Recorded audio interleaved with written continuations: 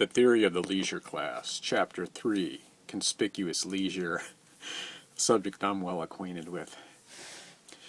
If its workings were not disturbed by other economic forces or other features of the emulative process, the immediate effect of such a pecuniary struggle as has just been described in outline would be to make men industrious and frugal.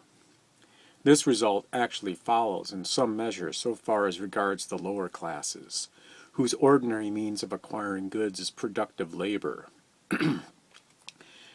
This is more especially true of the laboring classes in a sedentary community which is at an agricultural stage of industry, in which there is a considerable subdivision of property, and whose laws and customs secure to these classes a more or less definite share of the product of their industry. These lower classes can, in any case, not avoid labor, and the imputation of labor is therefore not greatly derogatory to them, at least not within their class. Rather, since labor is their recognized and accepted mode of life, they take some emulative pride in a reputation for efficiency in their work, this being often the only line of emulation that is open to them.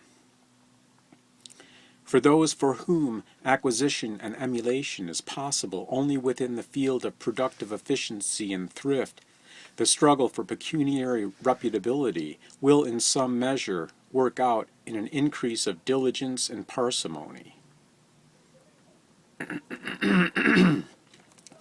But certain secondary features of the emulative process yet to be spoken of come in to very materially circumscribe and modify emulation in these directions among the pecuniary inferior classes as well as among the superior class.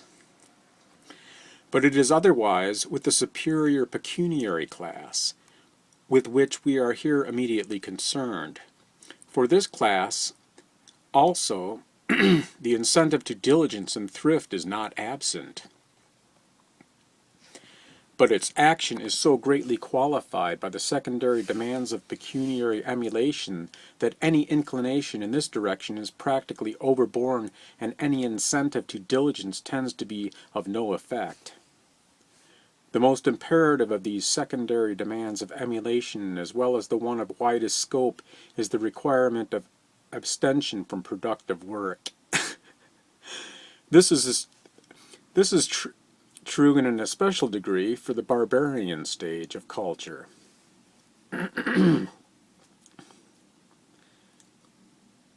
During the predatory culture, labor comes to be associated in men's habits of thought with weakness and subjection to a master. It is therefore a mark of inferiority, and therefore comes to be accounted unworthy of man in his best estate. By virtue of this tradition, labor is felt to be debasing, and this tradition has never died out. On the contrary, with the advance of social differentiation, it has acquired the axiomatic force due to ancient and unquestioned prescription.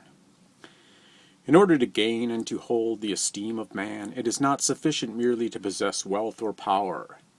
The wealth or power must be put in evidence, for esteem is awarded only on evidence.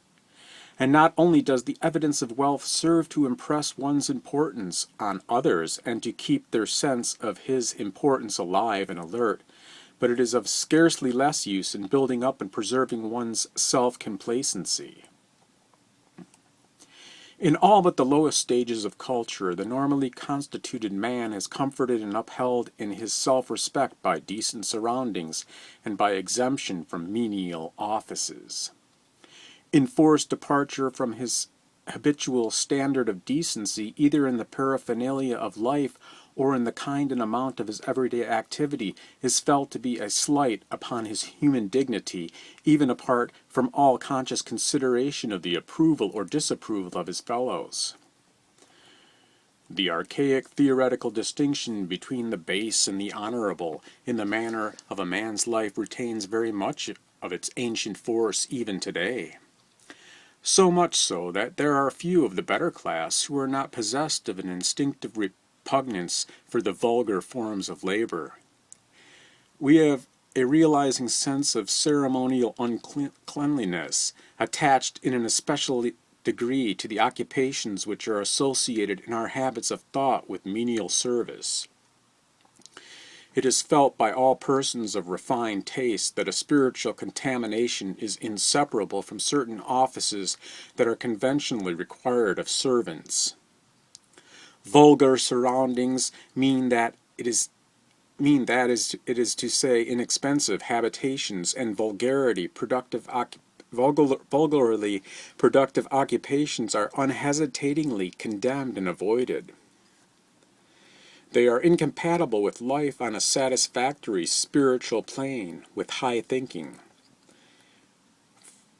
From the days of the Greek philosophers to the present, a degree of leisure and of exemption from contact with such industrial processes as serve the immediate everyday purpose of human life has ever been recognized by thoughtful men as a prerequisite to a worthy or beautiful or even a blameless human life. In itself and in its consequences, the life of leisure is beautiful and ennobling in all civilized men's eyes. This direct, subjective value of leisure and of other evidences of wealth is no doubt in great part secondary and derivative. It is in part a reflex of the utility of leisure as a means of gaining the respect of others, and in part it is the result of a mental substitution. The performance of labor has been accepted as a conventional evidence of inferior force, therefore it comes itself by a mental shortcut to be regarded as intrinsically base. During the predatory stage proper, and especially during the earlier stages of the quasi-peaceable development of an industry that follows the predatory stage, a life of leisure is the readiest and most conclusive evidence of pecuniary strength and therefore of superior force. Provided always that the gentleman of leisure can live in manifest ease and comfort. At this stage, wealth consists chiefly of slaves, and the benefits accruing from the possession of riches and power take the form chiefly of personal service and the immediate products of personal service. Conspicuous abstention from labor therefore becomes the conventional mark of superior pecuniary achievement and the conventional index of reputability, and conversely, since application to productive labor is a mark of poverty and subjection, it becomes inconsistent with the reputable standing in the community. Habits of industry and thrift, therefore, are not uniformly furthered by a prevailing pecuniary emulation. On the contrary, this kind of emulation indirectly discountenances participation in productive labor. Labor would unavoidably become dishonorable as being an evidence of poverty, even if it were not already accounted indecorous under the ancient tradition handed down from an earlier cultural stage. The ancient tradition of the predatory culture is that productive effort is to be shunned as being unworthy of able-bodied men, and this tradition is reinforced rather than set aside in the passage from the predatory to the quasi-peaceable manner of life. Even if the institution of a leisure class had not come in with the first emergence of individual ownership by force of the dishonor attaching to productive employment, it would in any case have come in as one of the early consequences of ownership. And it is to be remarked that while the leisure class existed in theory from the beginning of a predatory culture, the institution takes on a new and fuller meaning with the transition from the predatory to the next succeeding pecuniary stage of culture. It is from this time forth a leisure class, in fact as well as in theory. From this point dates the institution of the leisure class in its consummate form. During the predatory stage proper, the distinction between the leisure and the laboring class is in some degree a ceremonial distinction only. The able-bodied men jealously stand aloof from whatever is, in their apprehension, menial drudgery. But their activity in fact contributes appreciably to the subsistence of the group. The subsequent stage of quasi-peaceable industry is usually characterized by an established chattel slavery, herds of cattle and a servile class of herdsmen and shepherds. Industry has advanced so far that the community is no longer dependent for its livelihood on the chase or on any other form of activity that can fairly be classed as exploit. From this point on, the characteristic feature of leisure class life is a conspicuous exemption from all useful employment. The normal and characteristic occupations of the class in the mature phase of its life history are in form very much the same as in its earlier days. These occupations are government, war, sports, and devout observances. Persons unduly given to difficult theoretical niceties may hold that these occupations are still incidentally and indirectly productive. But it is to be noted as decisive of the question in hand that the ordinary and ostensible motive of the leisure class in engaging in these occupations is assuredly not an increase of wealth by productive effort. At this, as at any other cultural stage, government and war are, at least in part, carried on for the pecuniary gain of those who engage in them. But it is gain obtained by the honorable method of seizure and conversion. These occupations are of the nature of predatory, not of productive employment. Something similar may be said of the chase, but with a difference. As the community passes out of the hunting stage proper, hunting gradually becomes differentiated into two distinct employments. On the one hand, it is a trade carried on chiefly for gain, and from this the element of exploit is virtually absent, or it is at any rate not present in a sufficient degree to clear the pursuit of the imputation of gainful industry. On the other hand, the chase is also a sport, an exercise of the predatory impulse simply. As such, it does not afford any appreciable pecuniary incentive, but it contains a more or less obvious element of exploit. It is this latter development of the chase, the purged of all imputation of handicraft, that alone is meritorious and fairly belongs in the scheme of life of the developed leisure class. Abstention from labor is not only an honorific or a meritorious act, but it presently comes to be a requisite of decency. The insistence on property as the basis of reputability is very naive and very imperious during the early stages of the accumulation of wealth. Abstention from labor is the conventional evidence of wealth and is therefore the conventional mark of social standing, and this insistence on the meritoriousness of wealth leads to a more strenuous insistence on leisure. Nota notae est nota re ipsius. According to well-established laws of human nature, prescription presently seizes upon this conventional evidence of wealth and fixes it in men's habits of thought as something that is in itself substantially meritorious and ennobling, while productive labor at the same time and by a little like process becomes in a double sense intrinsically unworthy. Prescription ends by making labor not only disreputable in the eyes of the community, but morally impossible to the noble freeborn man, and incompatible with a worthy life. This taboo on labor has a further consequence in the industrial differentiation of classes. As the population increases in density and the predatory group grows into a settled industrial community, the constituted authorities and the customs governing ownership gain in scope and consistency. It then presently becomes impracticable to accumulate wealth by a simple seizure, and in logical consistency acquisition by industry is equally impossible for high-minded and impecunious men. The alternative open to them is beggary or privation. Wherever the canon of conspicuous leisure has a chance undisturbed to work out its tendency, there will therefore emerge a secondary, and in a sense spurious leisure class, abjectly poor and living a precarious life of want and discomfort, but morally unable to stoop to gainful pursuits. The decayed gentleman and the lady who has seen better days are by no means unfamiliar phenomena even now. This prevailing sense of the indignity of the slightest manual labor is familiar to all civilized people as well as to peoples of less advanced pecuniary culture. In persons of delicate sensibility who have long been habituated to gentle manners, The sense of shamefulness of manual labor may become so strong that at a critical juncture it will even set aside the instinct of self-preservation. So, for instance, we are told of certain Polynesian chiefs who, under the stress of good form, prefer to starve rather than carry their food to their mouths with their own hands. It is true this conduct may have been due at least in part to an excessive sanctity of taboo attached to the chief's person.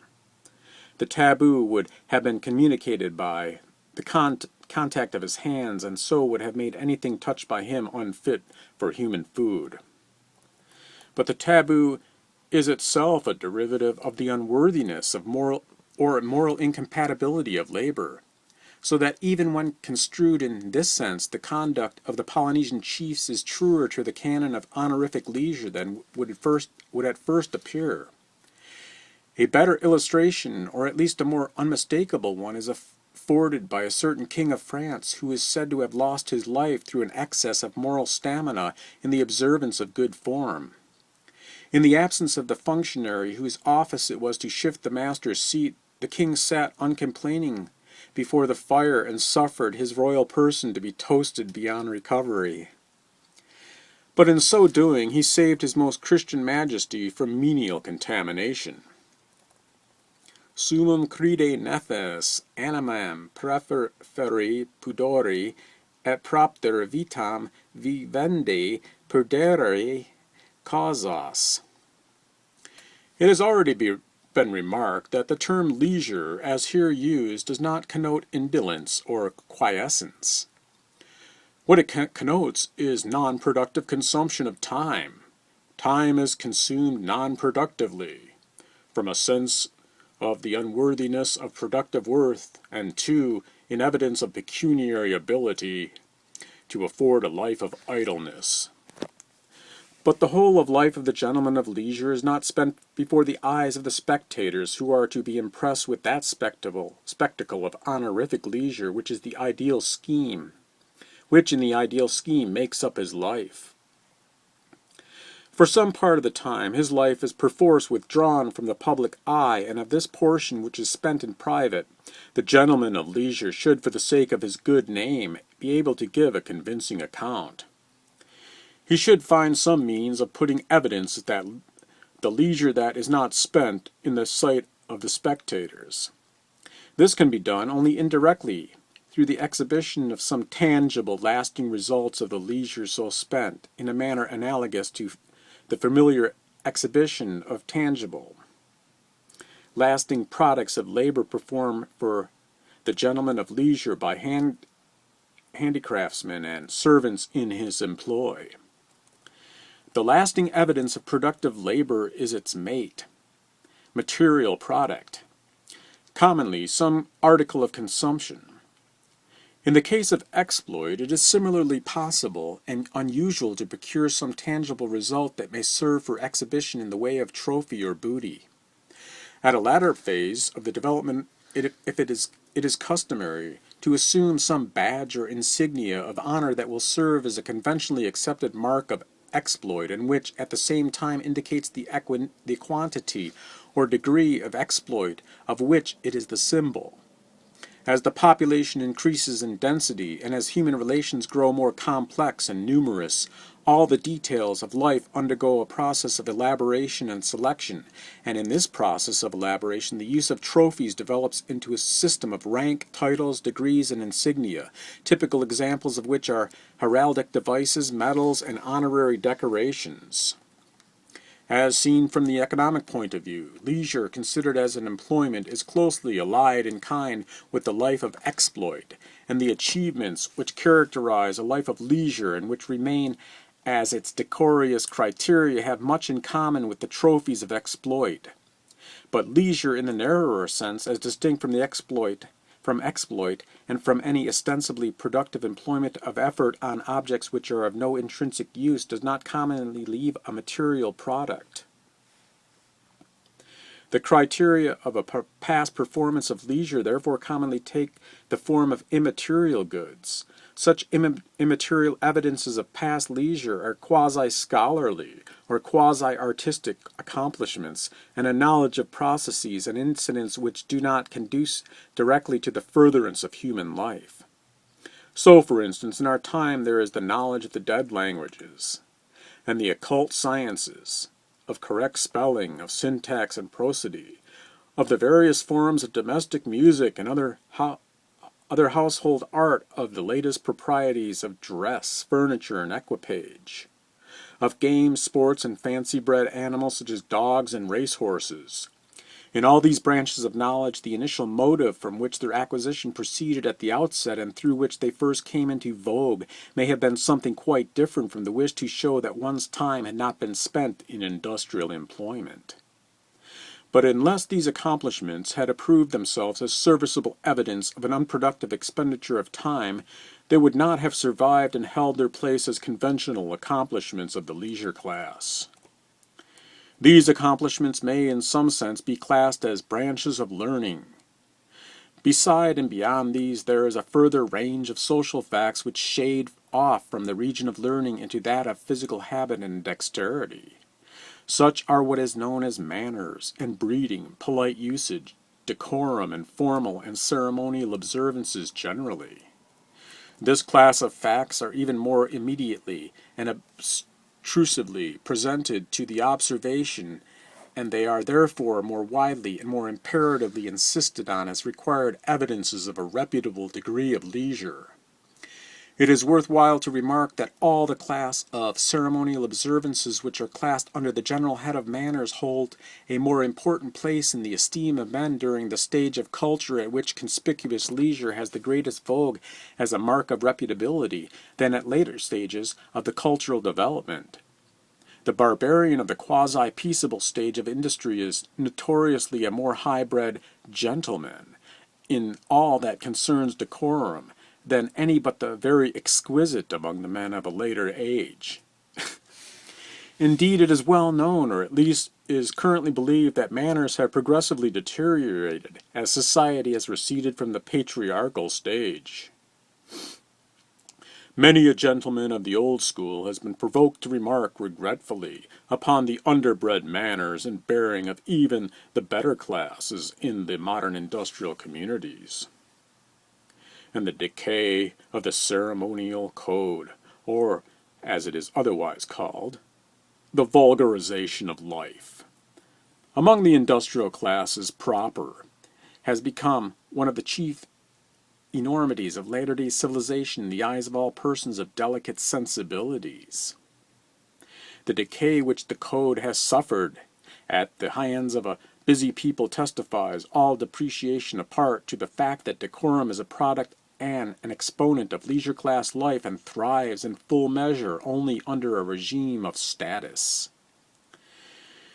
The origin, or better, the derivation of manners is no doubt to be sought elsewhere than in a conspicuous effort on the part of the well-mannered to show that much time has been spent in acquiring them.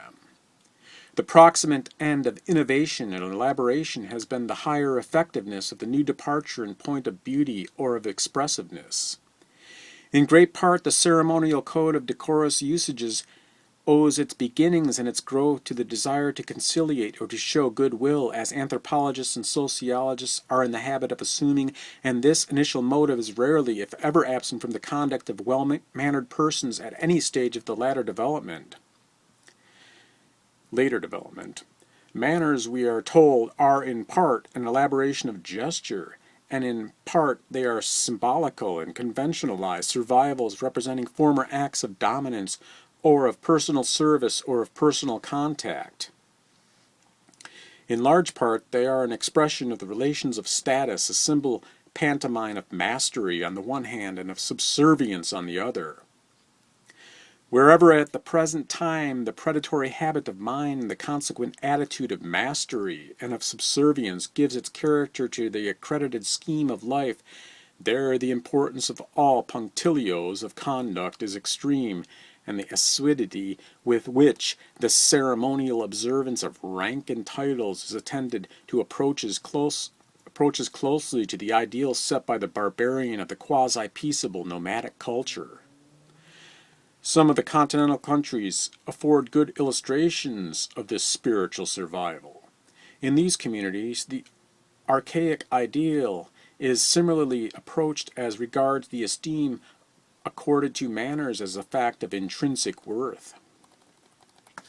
Decorum set out with being symbol and pantomime, and with having utility only as an exponent of the facts and qualities symbolized. But it presently suffered the transmutation which commonly passes over symbolical facts in human intercourse. Manners presently came in popular apprehension to be possessed of a substantial utility in themselves. They acquired a sacramental character, in great measure independent of the facts which they originally prefigured. Deviations from the code of decorum have become intrinsically odious to all men, and good breeding is, in everyday apprehension, not simply an adventitious mark of human excellence, but an integral feature of the worthy human soul. There are few things that so touch us with instinctive revulsion as a breach of decorum. And so far have we progressed in the direction of imputing intrinsic utility to the ceremonial observance of etiquette that few of us, if any, can dissociate an offense against etiquette from a sense of the substantial unworthiness of the offender. A breach of faith may be condoned, but a breach of decorum cannot. Manners make it the man. Nonetheless, while